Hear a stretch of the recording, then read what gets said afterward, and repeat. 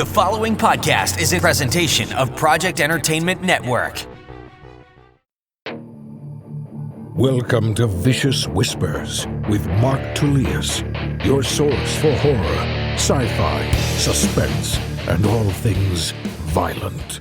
Thank you guys so much for joining me today on Vicious Whispers with Mark Tullius. Today at the end of the episode, we have a short story from 25 Perfect Days plus 5 more. That story is 19 in a row. You can go back to the other episodes to check out those earlier stories. But I'm excited about today because I have a very special guest. His name is Alan Baker. He is the author of The Warrior's Path to Self-Improvement. He has 20 black belts, been training for over 40 years, which is amazing. Alan, thank you so much for joining me today. Hey, Mark, thank you so much for having me on. I appreciate it. This is, man, when I was reading your bio, I was like, man, that's crazy. I just told my son, he's 8 years old, well, about to be 8, and he's trained a little bit in jiu-jitsu. I do some stuff with him, and I mentioned it to them. He's like, how is that even possible that someone could train that long? And so he was pretty blown away by it. So I'll have to share this with him later. I would like to hear a little bit about your, how did you find martial arts? Like at what age was that? How did you start? And why have you spent your life doing it? Well, I was a rowdy kid. I like engagement, to put it lightly. I was always wrestling and scrapping with the neighbors. I was a big handful for my mom, and as an effort to start to rein me in a little bit, I was the type of kid that just constant energy. I hated going to sleep. I thought I was going to miss something if I went to sleep.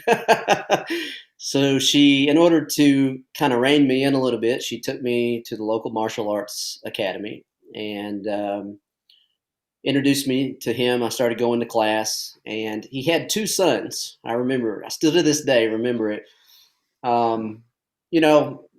He put me out there because you're going to spar with the kids first day, and they beat me to death, and I loved it. It was the greatest thing since sliced bread, and I fell in love with it immediately. And after that, I wanted to go to every school in town. It was one of my motivations to get my first job, was so that I can afford tuition. At the time, there was only about 3 different schools. It was a small town, and I wanted to be a part of all of them. So that's how I got started in it. Once I discovered the passion, I constantly started looking for more. I was just immediately drawn to it. The self-improvement aspect, I just loved it. Did you have any desire to fight, or were you getting enough from the sparring and everything else? Because with me, I think I started with kickboxing, but I always had the idea, like, I kind of wanted to fight. And so I was just looking at martial arts as like a little tool that I can use to fight, which was a terrible way of doing it. Was fighting ever in your mind? We did a lot of it back then just for training. I had some crazy friends, and when we would learn something, we'd want to try it out, so not professionally or like sport based until probably early 20s. Mm-hmm. And I was part of an organization, and they would have national events that were kickboxing events. And occasionally at that time, they just called it a bad man contest. Mm-hmm. This is back before the UFC. So everybody would show up. The ring would be in a bar. Half the people that got in were drunk. So that was my first experience. I ended up breaking a rib in one of the fights, and that started to slow me down a little bit. That took me out of commission for like 5 months. You couldn't move or anything. So, but I also enjoyed just fighting with a lot of my peers, in class, outside of class more, just because the main reason I started getting into sparring and stuff is to increase the ability for a self-defense situation. I've always loved both. I think they're both very important because Sport-based fighting is an excellent way to develop attributes, timing, uh, position, a lot of things that you have to do consistently over time to get good at. So it gives you an environment, as long as you don't get damaged, to develop those things. Now, can you list some of your different black belts?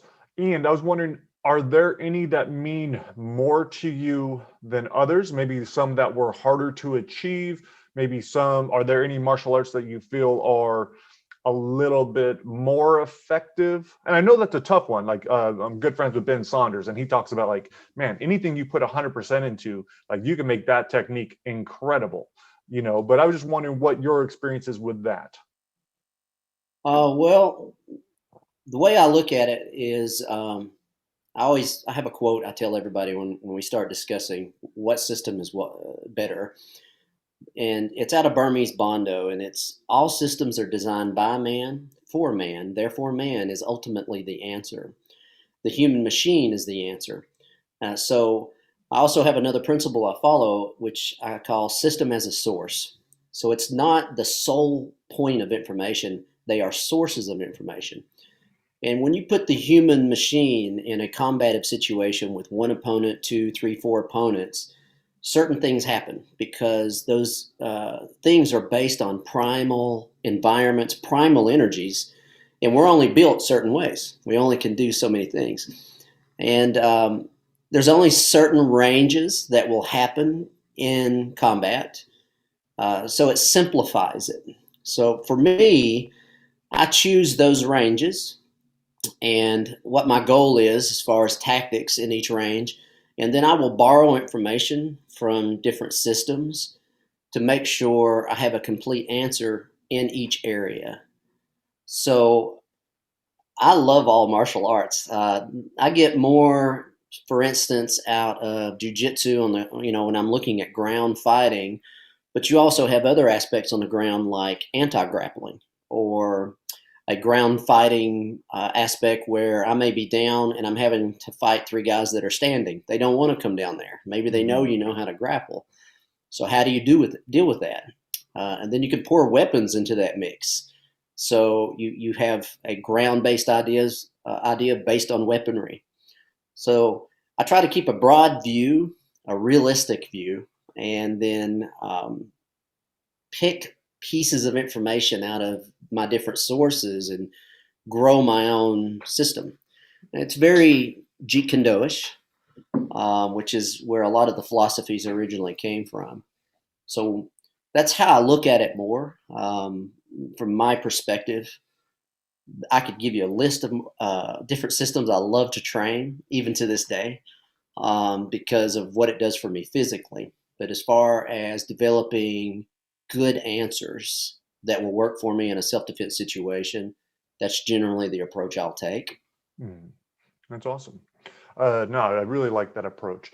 Now, it was defensive tactics when I was becoming a bodyguard that really, like, as soon as I experienced that, I was like, okay, this is what I want. I went and found jiu-jitsu and fighting because I knew it would help me with the bodyguard stuff. I saw our defensive tactics was really lacking. And then I became an assistant instructor and everything else. So I would love to hear why you came up with your program. Tell me a little bit about your program. And I just want to find out more about that. I got introduced to the guys at the Executive Protection Institute in Virginia. It's probably been about 12 or 13 years ago. And I know you've probably had experience, law enforcement, security, obviously, and those guys will have a defensive tactics instructor in, and it's the greatest thing in the world. And they'll train it, and then about 6 months later, they put their kit on, or they're in a situation, they go, I don't know if I could do that. My boss will get mad if I do this. So let's have a new guy in. So they'll bring in another defensive tactics instructor and start the process again. They had been doing that for many years. So when they brought me in, they said, what do you do? And I could see that was a process that they just kept repeating. So I said, can I learn your environment? Can I go through your school? I'd like to work a few details, have an opportunity to be placed in the situations that you're placed in. I also want to know the rules that you have to follow, both from your boss, your principal, and from local, state, and government. So once I got to experience it, I designed the system to fit that environment. So, it has to have a force continuum. One of the first sections of it is just the gift of gab, your ability just to talk and engage people before you ever touch them, because you can deal with a lot of stuff as a protection agent with just your mouth, talk your way out of it.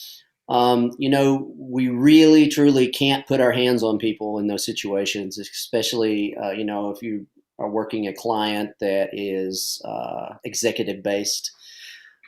So the threat has to touch you first, or they have to walk into you. So you have to take that in consideration. And additionally, what does it look like? Cameras, cell phones, anytime people see a situation about to happen, they're like, oh, this is going to be good. I'm going to put this on Instagram. And you may be in the right as a protection agent to protect your client. But if you embarrass them or you make it look bad, even though you're in the right, you're fired. So this system had to be designed to kind of hide what you're doing behind those. It had to be visually appropriate and socially acceptable. So all of that got poured into this soup, and we built the system to fit those qualifications. And we've been teaching it probably 12 or 13 years now over at EPI, long enough to teach new agents and have them go out, and then they'll come back and go, man, this worked. I had this happen. And I'm the type of personality that I'm constantly tweaking, trying to improve it, and so over the years, it's just gotten better and better, to the point where now we've got a lot of law enforcement agencies. Obviously, with a lot of what's going on, they're looking for the same thing, visually, things have to be done differently. So we picked up a lot of clients in the law enforcement industry all over the United States with that program. It actually led into an additional program with the Vehicle Dynamics Institute out of New Jersey. We ended up building their program fighting in and around cars as a protection agent. So it's been an incredible journey. I always tell those guys they've taught me way more than what I've taught them every time I go. It's such a incredible industry, and the opportunities, as you probably know, the places you get to go, the people you get to meet, it's just incredible. Yeah, no, I think so. One thing that I often hear, I always hear a lot of guys saying, especially police officers need more training. They should have martial art training. They should have this or that. They should at least be a blue belt. Now, that is difficult to obtain, and maybe that's a great idea. But with your type of training, even if they don't have a martial arts background, if they go through your training, they should be able to handle situations competently, correct? Yes, we've actually had a tremendous amount of success with it. It's not your traditional martial art. The truth is, the better you are with the first level of it, which we call soft control, the better you are at holding it at a de-escalated level. Of course, they have to kind of work it at least 2 or 3 times a year to get good at it. But if they start to develop those skills at a lower level, the threat has to super elevate in order to get around your de-escalation. And, they're clearly stating where they're going at that point, which is a lot of what I'm seeing is the problem is he really resisting? Are those guys being a little too rough? So it gives them something that they can handle a threat with. And it forces the threat to really have to go past that point of no return in order to get around it. Awesome. Now, why did you decide to write a book? So it's The Warrior's Path to Self-Improvement. What is that book about? Who did you write it for? And when did that all come about? Oh, wow. As I've grown up in a warrior culture, and I'm sure you've had the same experience. You go to class, you learn martial arts, and you practice. And there are challenges on the mat that will bring out things that you need to work on as a human being. It's actually one of the most beautiful places in the world for that to happen. And so you are offered opportunities to improve yourself on a weekly basis, and how you deal with them sometimes, you learn more about yourself, or you just shut it down and go, I don't need it. Well, I was fortunate to have teachers that would recognize those moments, and after class, they would go, let's have a talk. I saw how you dealt with that. And, this is probably going to be a moment to learn a life skill. And this is the life skill you need to learn. And that happened so many times over the years. And that information wasn't on the curriculum, which surprised me. And after about 20 years in, I'm like, I'm going to write this down. And I started making a list of them because I knew I would end up teaching. And I started to share them myself because, as you know, in that environment, those opportunities are not just popping up for you, they pop up for everybody. So as I started to share it over the years, I got the same response back from a lot of students. Man, where's this from? Do you teach this to everybody? Well, not really. It's kind of a thing I got from my teachers that was passed on in the background or on the corner of the mat, as I like to say. And that's what I do. You should write this down. Everybody should see this. Like, years of hearing that. So, I had taken notes, but then the apocalypse happened last year, and everything shuts down. So, as the warrior's perspective, you're constantly, what can I do creatively and positively with this time? So I thought, I'm going to make a list is what it was going to be. Maybe write it out. And it started to gradually turn into a huge list. And it molded by the end of last year into that book. So that's basically what the book is, and where it's from is the information that is hidden in the martial arts that would benefit, in my opinion, everybody. It's just maybe not everyone has access to it. So I'm hoping this gives a outlet for people who don't get to go to the class and get it to learn the information and benefit from it. And the approach is a little more of a warrior's perspective. Much like yourself, that's how we grew up. So, and there's different options out there for self-improvement. That's just the path I present it due to my experience. That's awesome, because I think martial arts is incredible for all ages. So like I've seen what it's done for my kids. I've seen what it's done for adults. I know what it's done for myself, for my wife who started late. But there are so many people that will never get to learn these lessons because they're never going to go on the mat. They're never, they probably never will. Maybe they have something holding them back. So by being able to read a book and get those same powerful messages, I think that's really cool. It makes a lot of sense. Well, I'm hoping. Let's see. I do have to say I've gotten contact from a lot of people. It's surprised all over the world, and it's a first for me. Never would have thought I would even come close to writing a book, but that's probably been the most uplifting thing I've seen. Is a guy in Australia got in touch with me, and he goes, "Man, I read this, and it was just what I needed to hear at the right time." And I was like, "Man, that's cool. That's the coolest thing." And I've got several of those, and that is the biggest payback, is knowing that you can take something and be able to share it, and somebody else is growing, they're benefiting from it. Yeah, no, I think that's incredible. I think if you could improve one person's life, like that's amazing.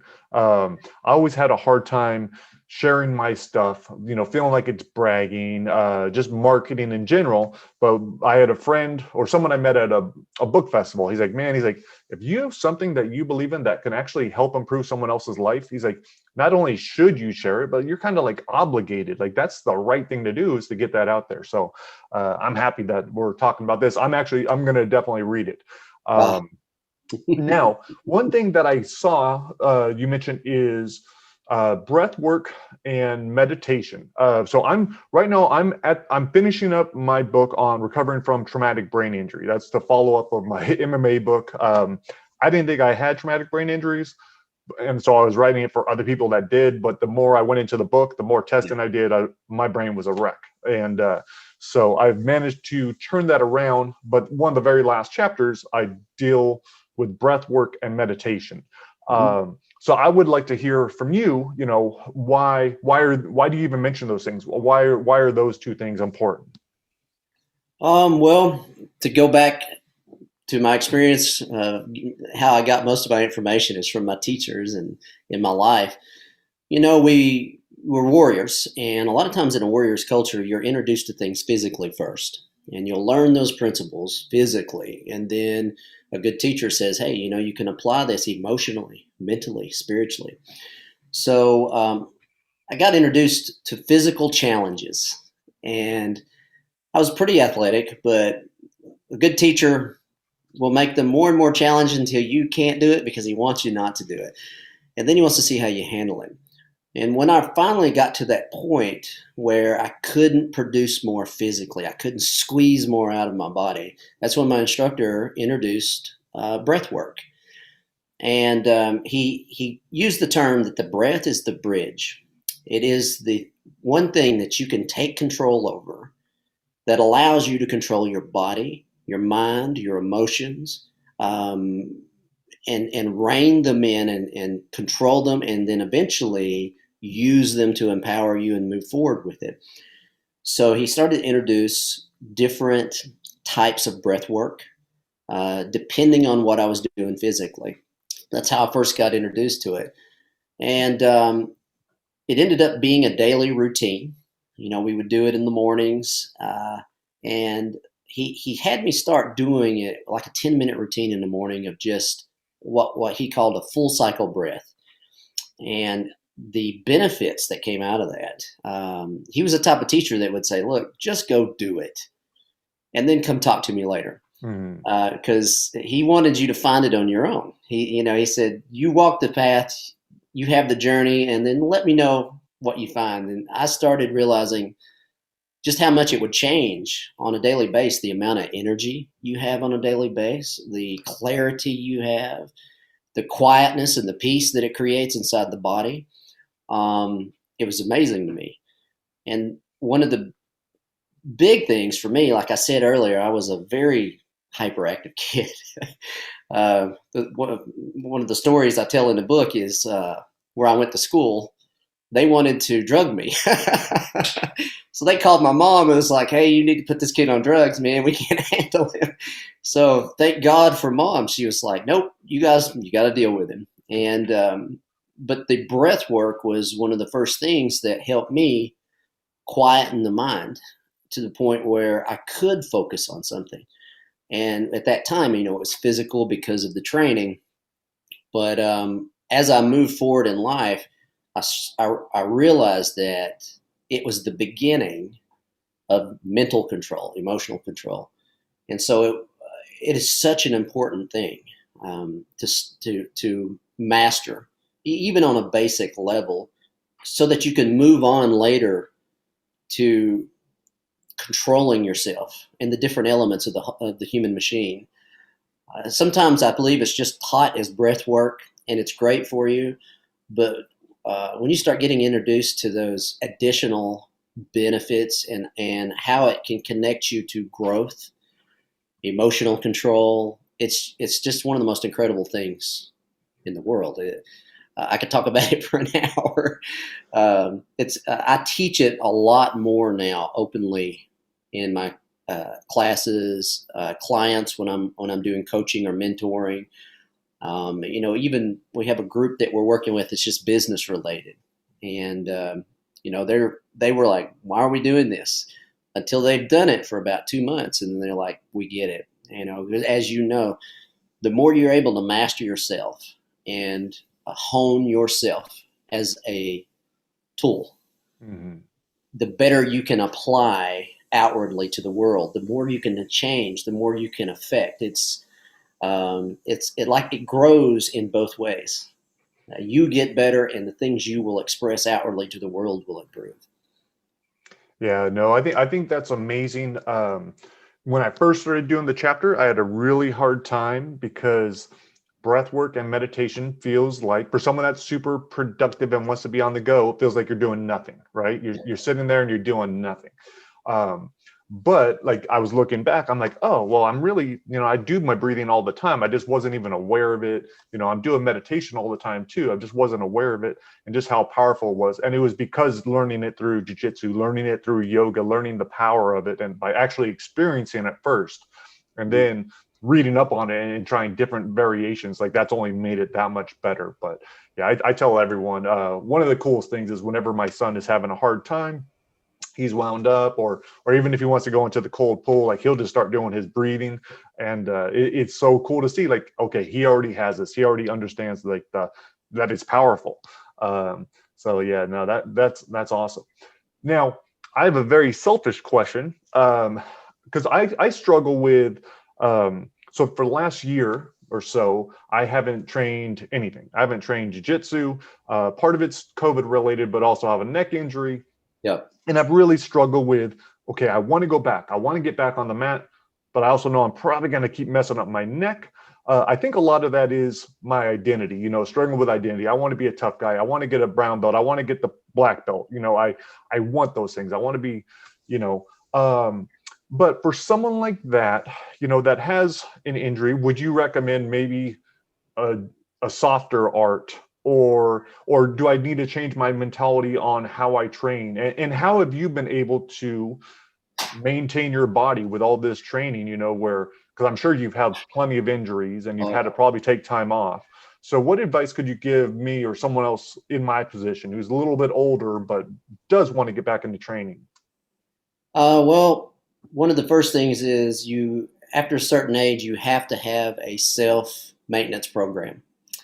And you want to put time into developing it, which sounds like you're doing with the yoga, joint expansion, joint work, breath work, to keep the body loose and open. That's a definite, along with diet. It becomes more important as we get a little older. Guru Dan Anasano, who is one of my teachers and mentors of many years, I mean, he is in his late 80s. And he still gets up and does private lessons and trains. So, and he does a lot of that as well. He does a lot of physical maintenance. So that's a big key to it. And the second big key is the culture you build around you. When you go to a martial arts school, a lot of times the culture is built by the school or the network, so to speak.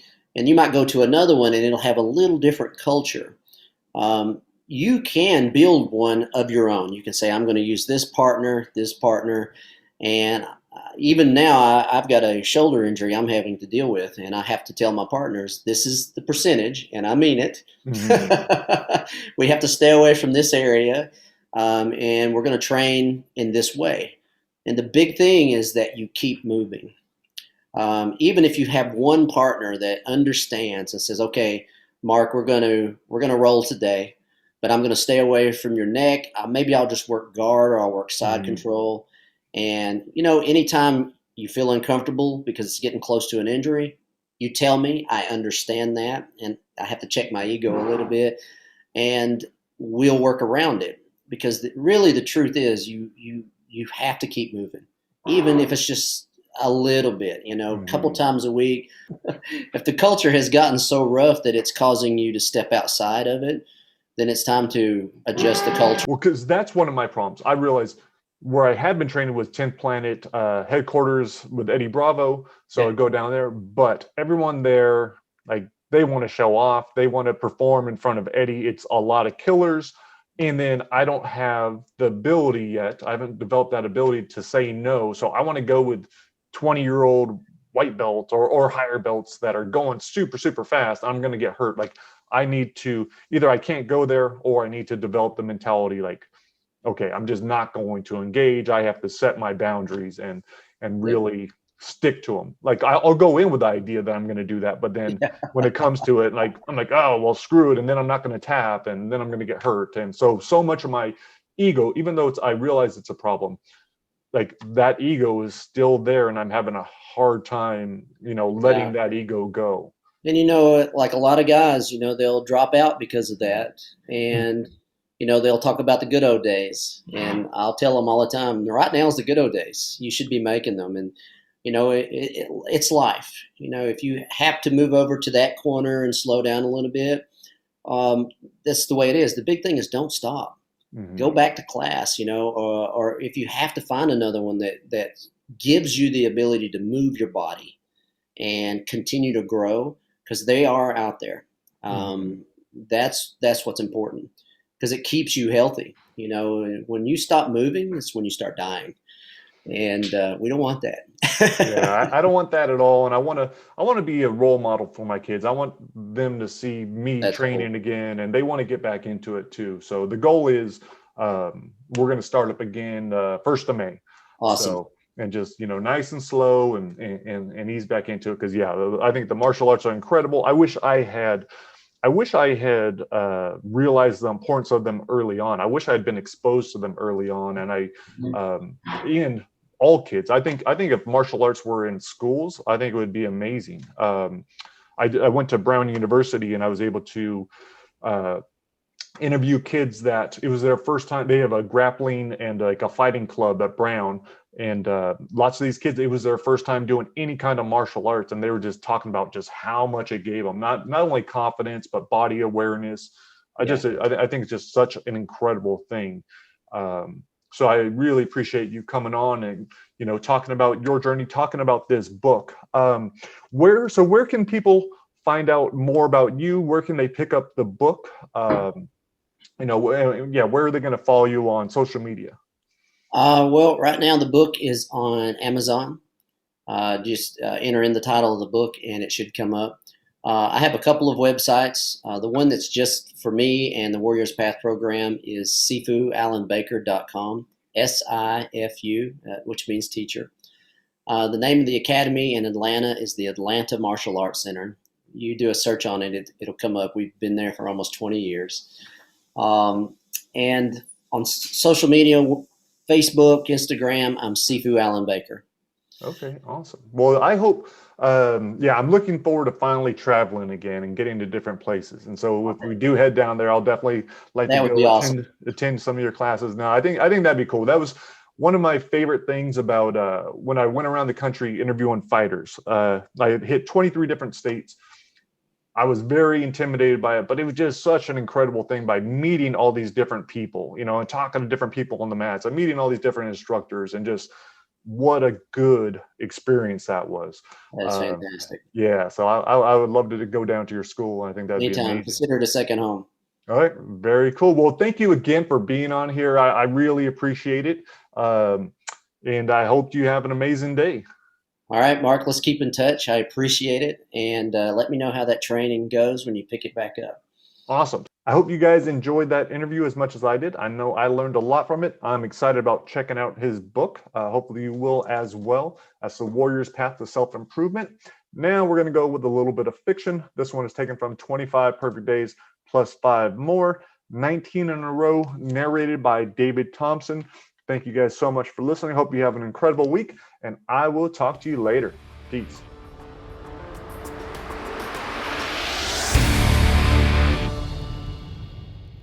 "19 in a Row." April 24th, 2046.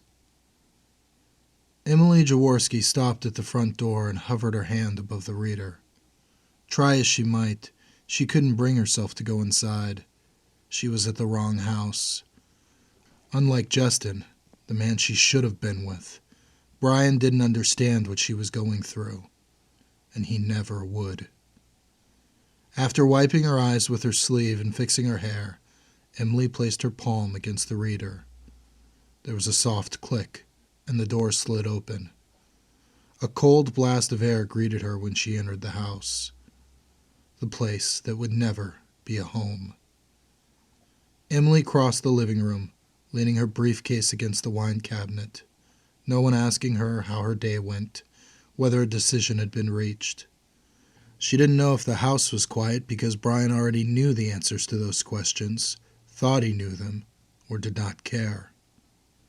Uncaring. That's what she was becoming. Not about her work, she would never give up on that, but about the important things, the things she dreamt about as a child. Emily no longer cared about her husband, what he thought of her, or how he didn't appreciate her. She was ashamed how much she disliked him. This wasn't the relationship she had been promised. It wasn't the type of relationship that Justin proved possible. Brian broke the silence, calling out from the kitchen, "I want to talk to you." Emily took a deep breath and blew it out. She moved down the hallway, past the mirror she'd repeatedly asked to have removed. It was fine if Brian wanted to talk. This time she was ready.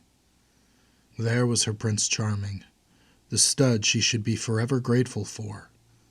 He sat at the table in his too-tight tank top, a half-finished drink in his hand, even though it was still light outside.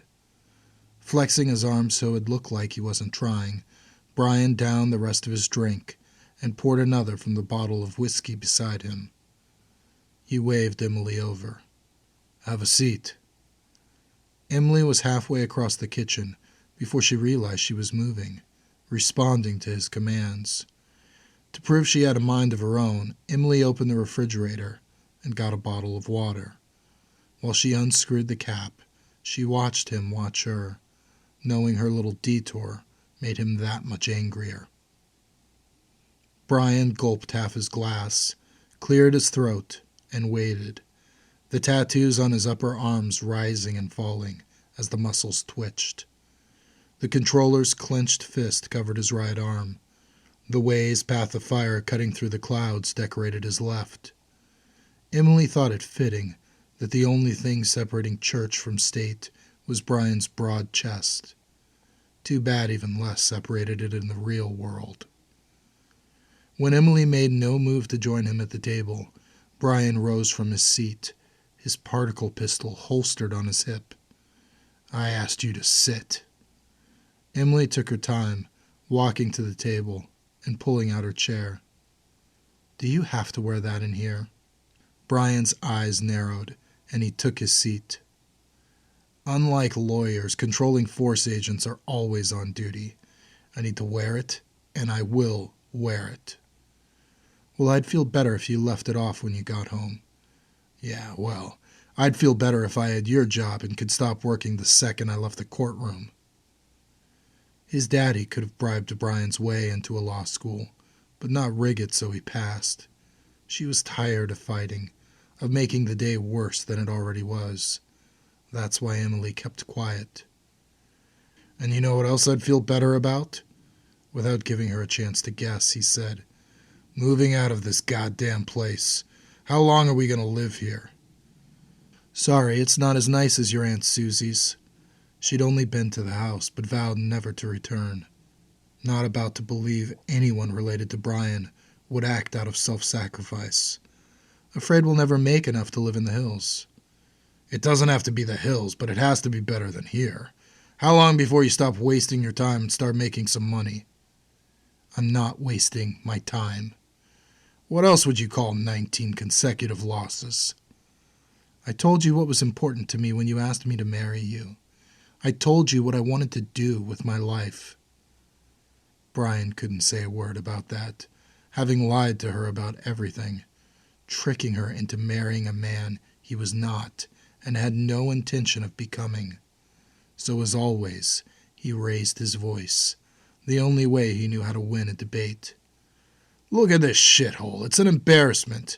We could go live wherever we wanted if you'd stop fighting the goddamn losing battle." Brian took a drink. "I hope you're smart enough to accept that you're never going to win. You can't go against the government." Emily sipped from her bottle, hid the rage inside. "Until they change the law, I'm not stopping anything. I'm not asking for much, just one change." "Things are fine the way they are, and they're not going to change." "Things aren't fine," she snapped. "They killed my father." "Lower your voice."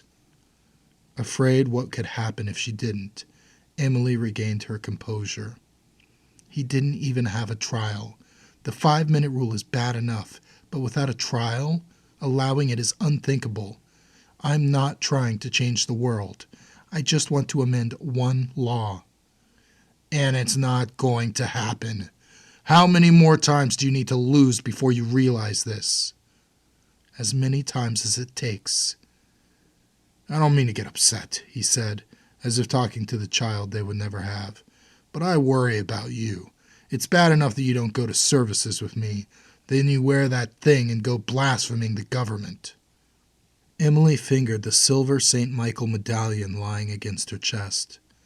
Her Uncle Terence had given it to her as a constant reminder of her father. Not that she needed one. I'll wear what I want and believe what I want. Remember, that's what people did when this was a free country. It still is. Emily laughed. Brian kept talking. You can't expect to say and do whatever you want. I don't know how long they'll leave you alone. Thanks to that bullshit stunt Todd pulled, I'm only an agent, and until my dad gets his grandchild, he's not going out of his way to help us out. I'll take my chances. What's the worst that can happen? They arrest me for a crime I didn't commit, then let someone beat me to death that same day? No big deal, right? Brian stared at her in a way that Justin never would, the hatred undeniable. Give it a rest, will you? No. And in the meantime, I can be the laughing stock of the entire force and just suck it up. You got any idea how this makes me look? It shouldn't matter. Brian's fists clenched, his eyes on her throat. You know what they call me? You know my fucking nickname? Ofer. He pounded the rest of his drink, then slammed the glass on the table. How's that for a fucking name? Loafer? Ofer, as in 0 for 17, 18, 19, as in you won't stop beating this goddamn dead horse, as in I can't get my own wife to see reason. Emily kept quiet and took another sip of water. Ofer, he repeated, his face bright red, as in 0 for however many times we've had sex. It's not my fault you told them I wasn't sterilized. I didn't. Emily's anger swelled, and she didn't know how much longer she could hold it. Then how would they know? What, did your dad show them his little list? What list? Brian's dad had used his power to obtain a list of unsterilized women in San Angeles. She had found it in Brian's drawer when cleaning. Nearly every other woman had been crossed off, rude comments next to their names. Fat, hideous, Hispanic, boring, low HIS, so on and so on, until he finally got to Emily's name, her health index score, hobbies and interests scrawled beside it. Emily decided it couldn't go left unsaid. She no longer cared if he slapped her, or punched her, or even pulled out his gun and shot her in the face. You didn't just bump into me at the library. Drop it, he warned. You haven't read a book since we started dating. You've never once taken me to a museum. You're nothing you pretended to be. I am who I am. Why'd you pick me? That's all I want to know. Emily used the voice she saved for the courtroom, the one she never used with him. Were you tired of looking, so you gave up on the list? Was your daddy pushing you too hard for a grandson? Brian pressed his fist to his lips, rocked back and forth, and watched her. That's why your friends make fun of you, because you married an ugly girl just to make a kid, and after 5 years you still don't have one. Emily drew a breath. Before Brian could speak, she said, And don't you dare say I'm not ugly. I am what I am, too. I know why we only have sex with the lights off, why we never kiss in public, why you won't hold my hand and always walk ahead of me, so don't give me that shit. Are you done? Any more questions? A sick smile twisted into place. No? Good, because I've got some of my own. Emily's stomach dropped. Brian knew something, and the only thing she could think of was he'd finally discovered what she'd been doing. And if he knew that, nothing else mattered. You know the law, right? You're so fucking smart. You know all the little laws. Emily nodded, afraid of where he was headed. So you know what would happen if I uploaded certain photographs of you and your little faggot boyfriend to the controllers. You know what would happen to the both of you. Emily placed both hands on the table to keep them from trembling. He had known all along and let it continue, probably just so he could get proof. I'm guessing you don't want that to happen. I'm guessing you'd be crushed if anything were to happen to that fucking pansy. You also know you won't be granted a divorce unless I ask for one. So, you've got a decision to make. What? Stop taking the birth control pills you've been hiding and give me a damn son. So you and your dad can corrupt his mind to follow the way? Or I send those photos. 2 choices, 1 decision. Yours to make. You don't even care that I've been with another man. Brian shook his head.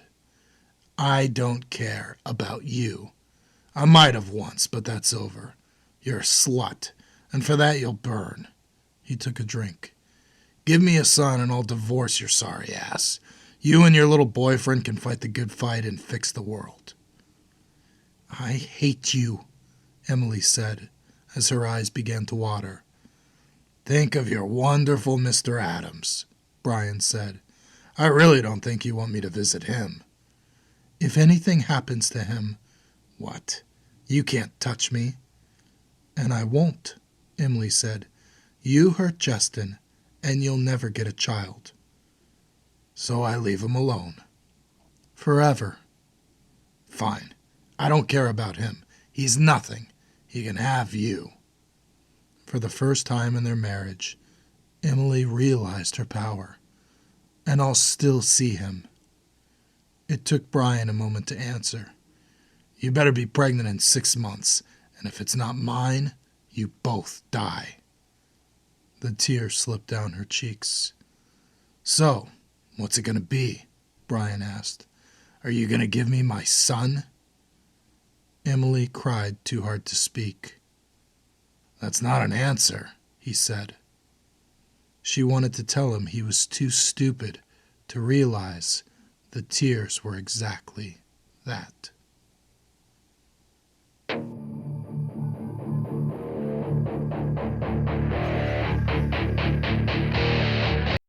This has been a presentation of the Project Entertainment Network.